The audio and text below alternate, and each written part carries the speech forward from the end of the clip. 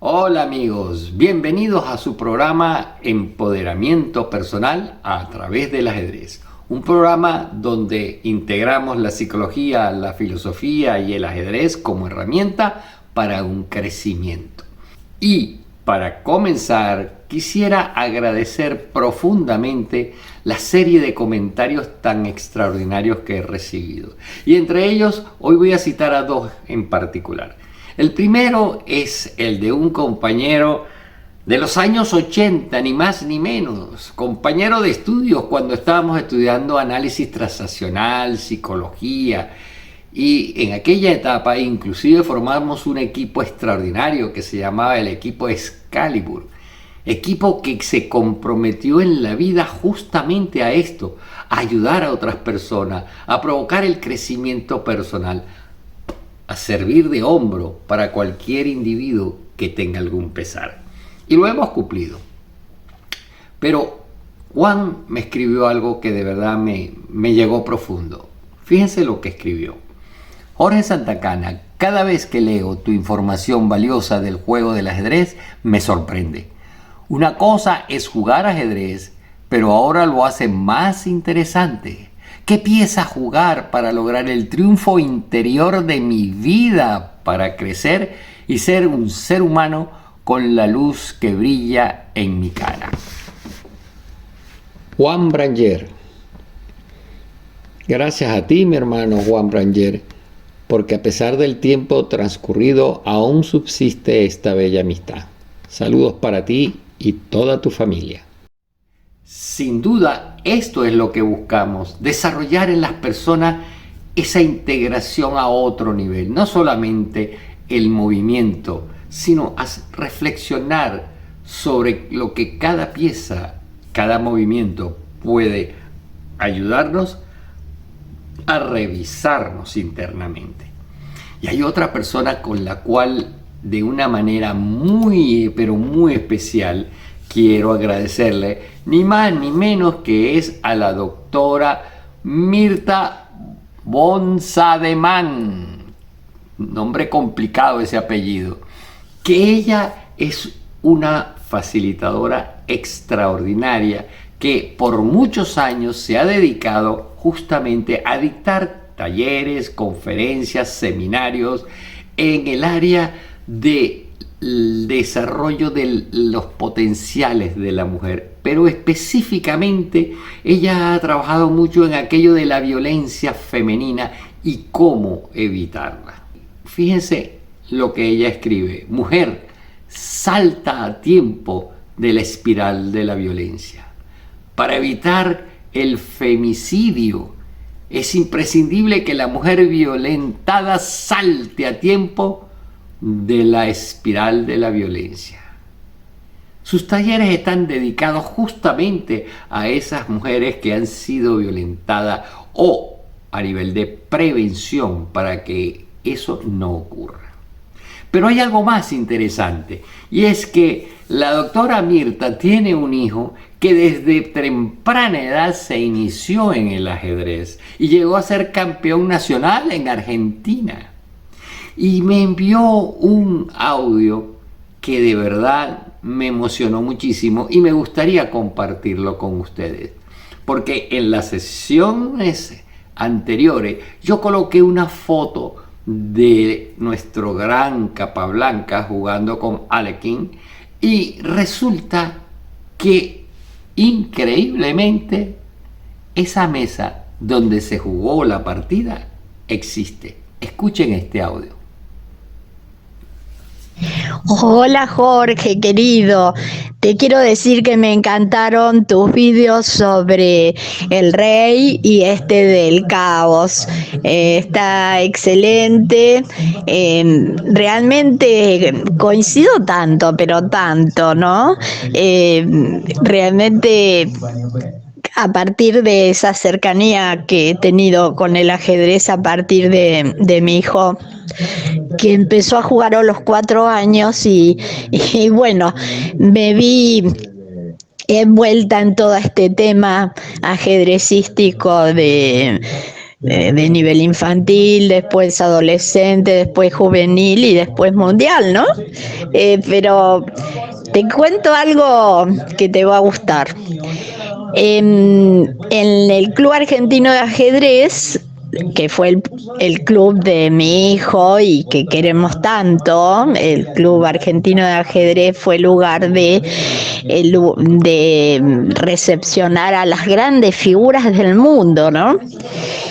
Y vos sabés que ahí está la mesa, vos nombrás al Campeonato Mundial Capablanca Lequien, y se jugó en Buenos Aires en 1927, y vos sabés que en el club está la mesa en la que jugaron ellos, que es una reliquia, es como que te los estuvieras viendo ahí sentados jugando, ¿no?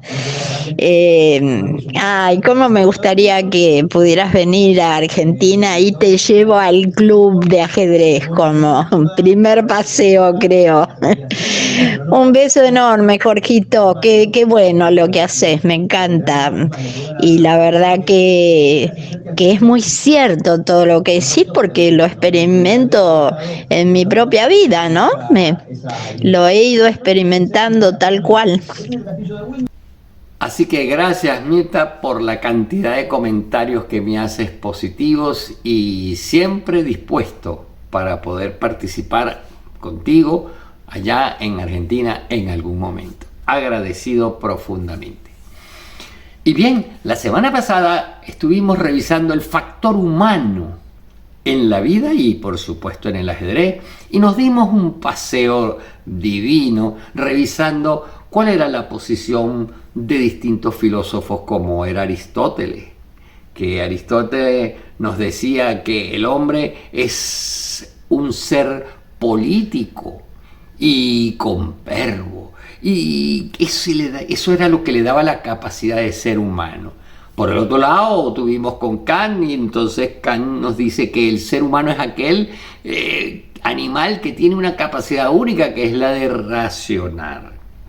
Pero no solo razonar, sino también reflexionar, que ese es un paso muy diferente, porque hoy sabemos que los animales piensan, por supuesto, inclusive son capaces de desarrollar estrategias. Vemos las ballenas cómo desarrollan esa estrategia para las burbujas, los delfines, las orcas, los lobos. Para lograr esas hazañas se necesita, por supuesto, pensar y desarrollar una estrategia, y hasta tienen sus tácticas. Sale uno, persigue por un lado y el otro entra, etc. Pero ningún animal se plantea cómo ser mejor persona.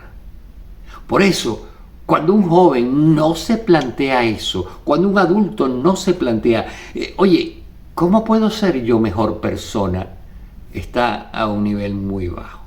Lo que nos hace superior realmente es esa capacidad de reflexionar qué es lo que hacemos en la vida, qué es lo que no hemos hecho y que tenemos que hacer. Y por si fuera poco, y tenemos la oportunidad, qué es lo que puedo todavía reparar o hacer porque estoy a tiempo. Pasamos luego por Sartre y resulta que este hombre nos plantea algo único, y es que la esencia de todo animal queda grabada en la fase instintiva. Todos sabemos lo que es un perro y siempre será un perro, pero el hombre tiene la capacidad de siempre ser libre y su existencia va a depender de sus decisiones, de la vida, de su actitud, y eso lo hace extraordinario. Es por eso que personas que a veces nacen en sitios muy tóxicos, rodeados de personas tóxicas, logran trascender y dejar eso atrás y definitivamente conseguir cosas maravillosas. Y por supuesto, luego entramos con ni más ni con menos que con Marx, donde nos dice que el único animal que tiene la capacidad de trabajar desde la conciencia, desarrollar una sociedad, es el ser humano. Pero no solamente desarrollar una sociedad, porque los animales también desarrollan una población, sino que esa sociedad evoluciona en el tiempo y afecta definitivamente a los seres humanos. Y eso es absolutamente cierto, porque usted y yo somos producto de una cultura, de una religión, de unas creencias, de una sociedad que ahora tiene unas características totalmente diferentes a las que vivieron nuestros antepasados. Por eso un niño hoy, cuando ya entra en la sociedad actual, tiene esa capacidad de absorber una cultura que en la antigüedad, donde ni siquiera había la escritura, no tenía oportunidad. Por desgracia, no solamente se absorbe lo bueno, sino también se puede absorber lo no adecuado, lo que no es tan bueno. Y aquí no sabemos qué va a pasar con la juventud que se está desarrollando en este momento, donde está entrando en una era totalmente diferente, digital, donde las reglas de juego son totalmente muy opuestas a veces a lo que nosotros teníamos. Un ejemplo clásico es la lectura. Hoy en día los jóvenes, los niños prácticamente no leen, sino que todo es con tableta, con celular, etc. Es la época digital, ahí está. Y luego entramos a la parte, por supuesto, espiritual, donde el ser humano es el único que tiene conciencia de que él es un ser producto de una creación y que lleva una trascendencia. Y finalizamos aquello con Freud, donde si el hombre tuvo una conciencia siempre hacia lo espiritual, Freud decía, yo desarrollé la conciencia hacia los instintos. Y verdad que Freud en su momento histórico fracturó una sociedad, porque los planteamientos que él hizo, que al principio no le creían, lentamente se fueron demostrando, y nos damos cuenta de que hay un inconsciente y que ese inconsciente definitivamente es capaz de provocar conductas muy particulares. Pero esta semana vamos a entrar a algo totalmente interesantísimo, y es que el factor humano es el que hace que las organizaciones crezcan, porque en realidad las organizaciones exitosas se deben a personas exitosas. ¿Y cómo es una persona exitosa? ¿Cómo es eso? ¿Qué sucede para que una persona sea exitosa? Pues sin duda aquella conexión entre razón y emoción está funcionando de la mejor manera. Por lo tanto, vamos a entrar a eso de la zona cerebral para descubrir aquello de la razón y de la emoción. Vamos a entrar a la fisiología de las emociones, porque el ser humano es un ser emocional. Y tenemos que irnos definitivamente a la evolución del cerebro. Nos guste o no nos guste, y aunque el modelo es sumamente antiguo, el cerebro llamado triuno nos sirve desde el punto de vista didáctico para comprender. Lo que les voy a decir hoy es algo que me llevo por lo menos 6 horas cuando lo dicto a nivel de posgrado, cuando lo dicto a nivel de diplomado, porque es algo extraordinariamente complejo, porque el funcionamiento del cerebro no cree usted que es tan sencillo. Inclusive esto que les voy a decir hoy en día se considera que no funciona de esta forma. Sin embargo, desde el punto de vista didáctico, no hay duda que este modelo es el más sencillo para entenderlo. Y me gustaría que de verdad ese joven actual que tiene que enfrentarse a unas partidas, que tiene que enfrentarse a la adolescencia, a esa serie de emociones, sepa cómo funciona su cerebro y qué es lo que está sucediendo. Porque una vez que la persona comprende las situaciones, definitivamente puede tomar decisiones y control de la situación. Pues bien, resulta que el primer cerebro que se forma es un cerebro extraordinariamente primitivo. Es el que hace recordar a aquellos animales reptiles, y por eso hasta se le nombra cerebro reptiliano. Es el cerebro más primitivo y es el cerebro que definitivamente garantiza la existencia de la persona. porque es el que le avisa cuando hay hambre, cuando hace frío, es el que de verdad hace que defeque, que respire, es el que funciona desde el momento en que el individuo nace. Y es el cerebro también de las comodidades. ¿Por qué? Porque el cerebro está diseñado para la supervivencia. Por lo tanto, siempre va a buscar el mínimo esfuerzo para mantenerse. Usted que me está escuchando, el ritmo respiratorio, el ritmo cardíaco que tiene en este momento es sumamente bajo. ¿Por qué? Porque no es necesario unas palpitaciones abundantes ni una respiración jadeante, porque las exigencias del entorno no las están llamando. Pero cuando las exigencias del entorno se presentan, el cuerpo responde.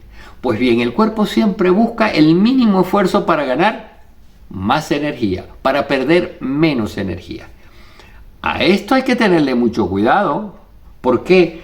Porque ahora comprendo por qué esa tendencia para dejarlo para después, para mañana. Yo con esto tengo. Ese individuo que es conformista con lo justo, con lo necesario, no puede triunfar en la vida, pero sí triunfa un cerebro que es absolutamente primitivo en el sentido de que no gastes tu energía. Así que por eso el cerebro primitivo es aquel que nos mantiene con vida, y es donde están los instintos, donde están las costumbres, donde están los hábitos. Es el cerebro que cuando está, por decir, activado, vamos a ponerlo didácticamente así, da una personalidad muy clara. Es el individuo que es conformista. Entonces, si usted es un jugador de ajedrez y usted es conformista, nunca va a poder lograr superar, porque no estudia, porque no compite en torneo, porque no se plantea nuevos retos, sino que, bien, ya yo sé jugar ajedrez. Lo mismo va a suceder en la vida normal. Es el individuo que se gradúa en la universidad, técnico medio, lo que quiera, y no vuelve a estudiar más, sino que consigue un puesto y en ese puesto se queda lineal. Ese individuo es un individuo que es conformista. Es un individuo mecánico. ¿Por qué? Porque aquello de la costumbre hace que esté en una zona de confort y no quiere salir de esa zona de confort. ¿Y por qué? Porque él sabe lo que tiene que hacer y con eso llega. Es un individuo poco creativo, porque ¿para qué voy a estar yo inventando si lo que funciona, funciona bien? A mí me funciona así, no tengo que buscar más nada. No va a asumir mucha responsabilidad, sino que va a ser responsable con el cargo, pero no desea más. Si se le plantea a ese individuo, ¿usted quiere subir de cargo? No, déjeme como estoy. ¿Ok? Y por supuesto es un individuo tremendamente individualista. ¿Y por qué es un individuo individualista? Porque está muy pendiente del yo, de su subsistencia y que de los beneficios sean para él. Pero ese cerebro en el tiempo, y estamos hablando de millones de años, fue evolucionando y, por decir, vamos a ponerlo didácticamente, hacia arriba. Y digo hacia arriba porque nosotros, nuestros primos allá, nuestros primos hermanos, los primates, andaban en 4 patas en los árboles, pero por razones que fueron bien claras, que han sido estudiadas hoy en día, cuando cambió el clima, ya en los árboles no se conseguía frutas y había que bajar a la llanura, y en la llanura había que levantarse, y el hombre que estaba en 4 patas comenzó a liberar las 2 manos, y estas que en un momento dado eran para pisar, al voltearse empezaron a hacer prensiles. En otras palabras, podía agarrar, empezó a estar erecto, y por ser puesto, entonces digo hacia arriba, porque los mamíferos, en el caso del hombre, la evolución siguió hacia arriba y se desarrolló el segundo nivel, que es el sistema límbico, llamado así. El sistema límbico es el sistema donde aparecen las emociones. Y ahora, recordemos la película extraordinaria, Intensamente, donde nos decía de la serie de emociones que el ser humano tiene. Una serpiente no se emociona. Un cocodrilo no se emociona. Sin embargo, puede responder ante un instinto de supervivencia. Si se le acerca a la camada donde están los huevos, un caimán brinca. Pero eso es simplemente por un mecanismo de subsistencia. Pero ningún cocodrilo sufre por un guayabo porque la cocodrila se le fue o lo botó. Eso no existe. ¿Por qué? Porque no tienen esa parte emocional. Pero usted y yo, que sí tenemos esa parte emocional, esa se debe fundamentalmente a una serie de estructuras que están ahí presentes. Y entre ellas quiero llamar la atención a las amígdalas cerebrales. Las amígdalas cerebrales no son estas, sino son unas que están aquí hacia los lados y que son los centros de operación de las emociones. Todo lo que se huele, todo lo que se toca, todo lo que se ve, todo lo que se escucha, toda la información externa va a llegar en un momento dado a la amígdala antes de llegar a la zona de razonamiento.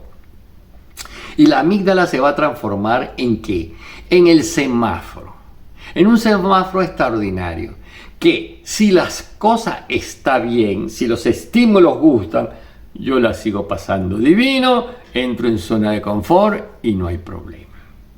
Pero si por casualidad la situación, el estímulo, es un estímulo que no gusta, que es percibido como una amenaza, inmediatamente ella responde y va a responder hacia lo que está acostumbrada, que es o ataque, huida o se paraliza. Por eso es que cuando hay tanto pánico, la gente se puede quedar paralizada. Por eso es que un individuo que no tenga confianza en sí mismo puede sentir terror ante un torneo, ante unas jugadas que haga la otra persona y que no estaban planificadas, que lo tome por sorpresa. Por eso el miedo puede destruir a una persona. Vimos en el video anterior como un gran maestro en un momento dado, jugando apresuradamente, sin razonar, perdió una partida. Pero no solamente como les dije en los juegos, sino en la vida. ¿Y a qué se debe? A que cuando llega un estímulo y es esa parte, la amígdala, la que genera la respuesta, la persona es reactivo. Y las personas reactivos, por regla general, las decisiones que toma no son las más adecuadas. Por eso, en una relación de pareja, cuando se separan las parejas a raíz de una discusión y cada uno se va por su lado, después es muy probable que vuelvan con los rabitos entre las piernas otra vez, porque esa decisión fue tomada de forma reactiva. Por lo tanto, las decisiones tienen, por supuesto, que tomarse con un toque emocional, pero tiene que tener una gran reflexión porque las decisiones marcan el curso de la vida. Pero aquí hay algo importante. Fíjense, en esa misma zona está lo que se llama el hipocampo. Y el hipocampo tiene mucho, pero mucho que ver con la memoria y sobre todo esa memoria a corto plazo. Ahora sabemos que el hipocampo, con su memoria, está tan cerca de la amígdala que por eso aparece el aprendizaje por emotización. ¿Qué quiere decir eso? Eso quiere decir que esta zona es la que lleva la motivación y la pasión. ¿Qué quiere decir eso? Que cuando nosotros estamos motivados, cuando nosotros estamos apasionados con algo, nuestra capacidad de memoria y aprendizaje es muchísimo más rápida. Por eso, siempre recuerdo a Nelson Torres, mi tutor en psicolingüística, que decía: niño aburrido no aprende. Ojo, ojo con los entrenadores. Niño aburrido no aprende. Y el adulto tampoco. Siempre les digo, cuando usted ve el cuaderno de su hijo que tiene dibujitos, garabaticos, paticos, avioncitos en el cuaderno del colegio, quiere decir que ese niño está tremendamente aburrido, no está motivado. Y cuando la amígdala se bloquea, inmediatamente, cuando ella toma el control porque está aburrida y se bloquea, ya. No hay ni siquiera se da cuenta de lo que está ocurriendo, ni siquiera se da cuenta de que está en el aquí y el ahora, sino que entra a una zona llamada la zona de la fantasía. Entonces el niñito anda pintando, dibujando. Por eso, si su hijo tiene ese cuaderno lleno de dibujo, no es culpa, y la palabra culpa no me gusta, pero no es culpa del niño, es culpa del docente que no ha sabido motivar. Así que, conclusión, la zona definitivamente emocional es la que nos hace persona. Sin embargo, es un arma de doble filo. ¿Por qué? Porque simplemente si yo no sé tomar las riendas de esa emocionalidad puede perturbarme. Ahora bien, cuando estamos jugando ajedrez, y hacemos partidas donde nos damos el tiempo para pensar, otras instancias superiores están funcionando. ¿Por qué? Porque esas instancias superiores van a estar en lo que se llama la corteza, la porción externa, la que da el color gris al cerebro. Pues bien, esa es la función ejecutiva, la que planifica, la que es lógica, la que crea estrategia, la que hace que nosotros seamos capaces de reflexionar. Por eso esas partidas que se da el tiempo, ahora esa emocionalidad puede quedar en segundo plano y entramos a un nivel superior. Hay una metáfora bellísima que es el caballo, la carroza y el que conduce la carroza. El que conduce la carroza es ese neocorte que es capaz de frenar a los caballos, que es la emocionalidad. Y la carroza es usted. Y entonces la pregunta es, si usted no sabe manejar sus caballos, la carroza hasta se puede voltear, porque va a una velocidad exagerada. Y viene una curva y se voltea. Así sucede en la vida cuando las personas están atrapadas a la emocionalidad. Por eso, el neocórtex es la estructura que tiene la posibilidad de frenar los instintos. Cuando vemos a una bella dama y nos encanta su cuerpo, sus ojos, su encanto, esa es la zona límbica que está actuando. Pero la zona instintiva, la más primitiva, quisiera inmediatamente acostarse con ella, quisiera poseerla. ¿Y quién frena ese proceso? El neocórtex.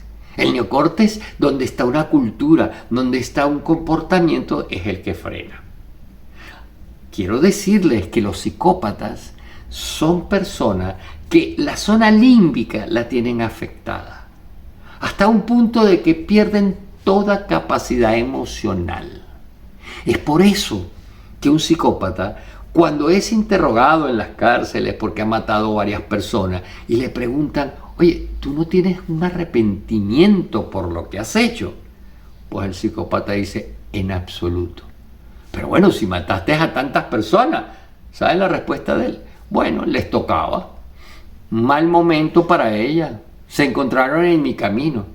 Y le están tomando el pulso y le están haciendo un electroencefalograma y ni siquiera hay muchas alteraciones emocionales. Porque ese individuo, esa amígdala, no dispara emociones. Eso ha traído inclusive problemas a nivel legal, porque de alguna manera es una persona que está enferma. Y ese psicópata no siente esa empatía, esa capacidad de ponerse en el puesto de otra persona. ¿Para qué? Para definitivamente tomar una decisión diferente a ese impulso instintivo de Thanos, que como lo expliqué en el anterior video por Freud, que lo plantea, es destructivo. Así que lo que nos hace humanos en este sentido, definitivamente es esta porción que nos hace diferente, el neocórtex.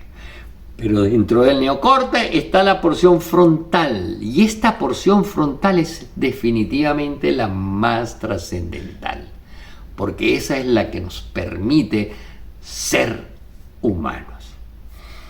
Cuando llega un estímulo negativo y usted responde negativo, está jugando la ley del talión, ojo por ojo y diente por diente. No tiene ningún valor que usted salude amablemente, aprecie a las personas que lo aprecian y que lo saludan amablemente. Porque si te mandan una sonrisa y tú mandas una sonrisa, eres reactivo, no hay ninguna diferencia. Así la vida es muy fácil. Ahora, si te mandan un insulto, si te mandan un mensaje negativo y tú reaccionas negativamente, seguimos en lo mismo, ojo por ojo. Ahí no hay ningún valor. Si yo sé esa situación, yo hasta puedo manipular, porque sé qué es lo que te gusta, qué es lo que te agrada, y yo te lo ofrezco y con eso puedo manipular. Y muchas personas por esa vía manipulan a otro. Ese es el Antiguo Testamento, digo yo en mis cursos. Ojo por ojo y diente por diente. Pero el neocórtex es el Nuevo Testamento, donde borra lo anterior con la llegada del Cristo y dice, si me das un golpe en la mejilla, no vayas a devolverlo. Sé capaz de poner la otra. Que no se confunda. No es esto de ser idiota, de ser gafo y devolver otra vez para que te peguen. No se trata de eso. El mensaje es que si te llega algo negativo, tú no devuelvas negativo. Eso solo puede ser logrado cuando el neocórtex, que llega la información negativa de una instancia, de un acontecimiento negativo, es capaz de transmutar eso a través de procesos extraordinarios como la compasión, como la comprensión, como la tolerancia, como la empatía, e inmediatamente devolver algo positivo. Ese es el gran reto que yo te invito a que logres. Porque si alguien te hace trampa en la vida, que no sea él el que triunfe, haciéndote cambiar y tú ser de ahora en adelante tramposo. Siempre se los digo en unas empresas, cuando hay personas que son mal educadas, que ni siquiera devuelven un saludo. Usted sea positivo, actitud positiva. Buenos días, ¿cómo están? Y si alguien no te contesta, por favor no te enganches, sino que vuelve el día siguiente. Buenos días, ¿cómo están? Y tú insistes, porque si le das el poder a otra persona, esa te va a querer cambiar. Y tú vas a dejar de ser tú por una situación de la amígdala que no ha sabido funcionar. Por eso, el neocórtex nos lleva a ser proactivos. Proactivo quiere decir que estoy mucho más a otro nivel. Estoy a un nivel superior, donde como Mandela, que fue maltratado, prisionero durante años, 20 y pico de años, cuando salió, no salió desde el rencor. Y la historia, la biografía de Mandela nos dice bien claro de que él durante los primeros años tenía una rabia terrible, odiaba, pero se dio cuenta de que el primero que se estaba haciendo daño era él mismo. Con el tiempo, por sus propios recursos, logró transformar todo aquello para definitivamente ser otra persona. Porque, ojo, esto de lo reactivo que puede ser la persona es absolutamente involuntario. Fíjense lo que sucede cuando se le coloca una araña a una persona. Es absolutamente involuntario. Se necesita la instancia superior para poderlo contener. Fíjense bien este video de la araña. El nivel de tensión al medir eléctricamente la cantidad de sudor que hay en la yema de los dedos. Ahora lo conecto. Como ven, estoy bastante relajado. Emite un sonido grave. Pero en cuanto empiece a ponerme nervioso y sudar, el tono ascenderá y se convertirá en un chillido. No quería llegar a esto. Veamos qué sucede cuando camina sobre mi mano.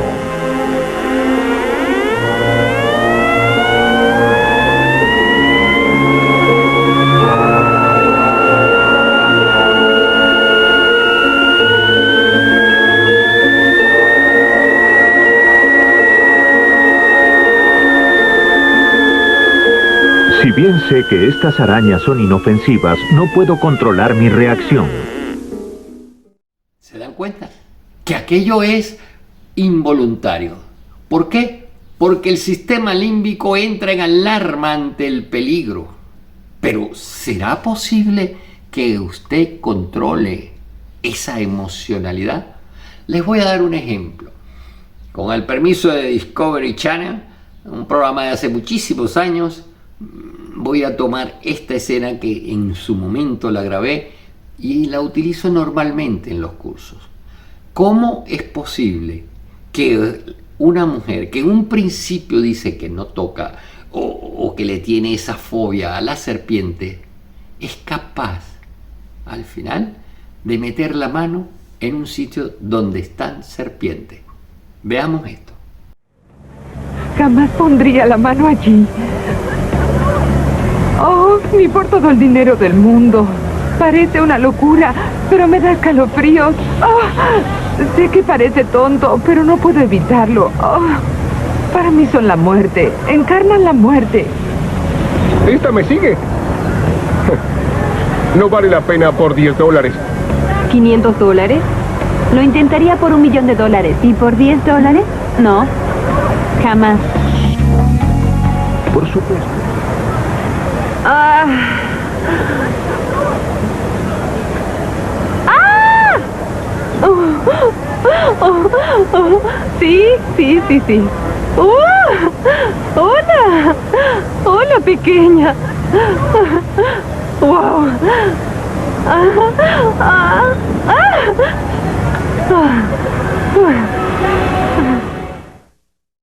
La pregunta que tienes que hacerte es ¿cómo lo logró? ¿Cómo lo logró? Con una motivación. Con una motivación. Fíjese que hay una que dice, por $1.000.000 lo haría. Y otra no tiene esas expectativas. Sino simplemente como un reto más personal. Va a meter la mano y controlarlo. Por eso es posible controlar las fobias. Hay personas que le tienen fobia a las palomas, a las arañas. Y a través de un proceso de desensibilización, la persona va dejando esa emocionalidad paralizante y va quedando atrás. Ahora, resumiendo, veamos este esquema. El asalto a la amígdala sucede cuando aparece un disparador. Ese disparador, que es ese estímulo, genera una emoción. Esa emoción intensa provoca un cambio corporal. Hay sudoración, hay temblor, hay parálisis. Y eso va a dar una reacción instantánea. Mientras usted esté atrapado a eso, usted va a ser un individuo sumamente emocional. Y es muy probable que en las condiciones actuales donde estamos viviendo, donde hay gran incertidumbre, donde hay gran agresión, donde hay grandes situaciones estresantes, su amígdala se dispare. Es muy probable. El gran reto, el trabajo individual, es que tengamos la posibilidad de superar ese asalto de la amígdala para no ser tan reactivo como normalmente somos. Y para ello tenemos que dar los siguientes pasos. Lo primero es describir cuál es la situación. Y es muy importante escribirla. ¿Por qué? Porque cuando escribes ocurren procesos internos muy importantes. La grafología te dice claramente qué tipo de personalidad tú tienes, porque lo que está aquí pasa por la línea muscular e inmediatamente el trazo tiene un reflejo de tu inconsciente. Pero de la misma manera, cuando en forma consciente estás escribiendo, está ocurriendo cosas internamente. Por eso es importante escribir. Y hoy, cada día, la gente escribe menos, porque no es igual un teclado que la escritura a mano, no es igual. Así que, primero, describir cuál es la situación. Luego, detectar cuál es el disparador. ¿Qué fue exactamente lo que hizo que se disparara tu emocionalidad? Para poder en un futuro controlar, o mejor dicho, manejar, lo primero que tengo que hacer es darme cuenta dónde está el detonante, la chispa que originó la explosión. Luego, ¿cuál es la emoción que surge? Porque hay varias emociones y en algún momento dado puede surgir tristeza, en otro alegría, en otro melancolía, en otro rabia, etc. Entonces, detectar cuál es, por supuesto, la emoción que surge. Después, esa emoción, ¿qué cambios provoca en tu persona? Porque en la medida en que tú detectas esos cambios, ya eso te va a servir como para un escaneo, que cuando sientas eso, ya tú sabes lo que va a venir y de dónde viene. Así que por eso es importante detectar tu cuerpo, conocer tu cuerpo para ver qué es lo que está pasando. Como tú estás asociado a un entorno, es importantísimo cuál es la respuesta que te dan los demás. ¿Qué te dicen los demás con referente a tu persona? ¿Qué te observaron? ¿Cuál fue tu tono de voz? ¿Cuál fue la cara? Porque a lo mejor tú no te das cuenta. Así que por eso, ¿cuál es la respuesta que dan los demás con referente a tu participación en ese proceso? Y finalmente, ¿cuál es el resultado final? ¿Cuál es la ganancia? ¿Cuál es la ganancia de una agresión? ¿Cuál es la ganancia de un grito? ¿Cuál es la ganancia? Porque el ser humano siempre busca una ganancia. A veces hay caricias negativas. ¿Qué es una caricia negativa? En análisis transaccional lo vemos claramente. Ahí hasta patéame. ¿Qué quiere decir eso? Bueno, maltrátame. Pero cuando me maltratas hay una interacción. Lo peor que puede haber en la vida es cuando no hay interacción. Cuando una persona es invisible para la otra no haya cómo manejarse ante esa situación. Así que por eso hay parejas donde el maltrato es una forma de caricia distorsionada. Hay personas que no saben acariciar y entonces acarician dando golpes. Pero es que no sabe. Por eso la caricia es importante que se dé en el momento adecuado y de la forma adecuada. Así que siempre buscamos un resultado final y esa explosión que genera la amígdala busca un resultado. El que grite más, el que agreda más, para ganar terreno, para lograr asustar al otro o lo que sea. Así que esa es la manera de cómo abordar el asalto a la amígdala. Cuando tú practicas esto y vas detectando qué es lo que está sucediendo, ahora puedes ponerle remedios. En el próximo encuentro nuestro vamos a ver aquello de las expectativas, la frustración y cómo manejarlo, porque a lo mejor tú le pones empeño, pero resulta que no lo consigues. Queridos amigos, como siempre, aquí están mis redes, dispuesto a escucharlo, dispuesto a oír sus comentarios, siempre las preguntas que tengan, algunas las he hecho personal, a través de WhatsApp, otras las he hecho a través de correo y siempre estamos dispuestos a dar esas respuestas. Agradecidos por acompañarme, un servidor como siempre.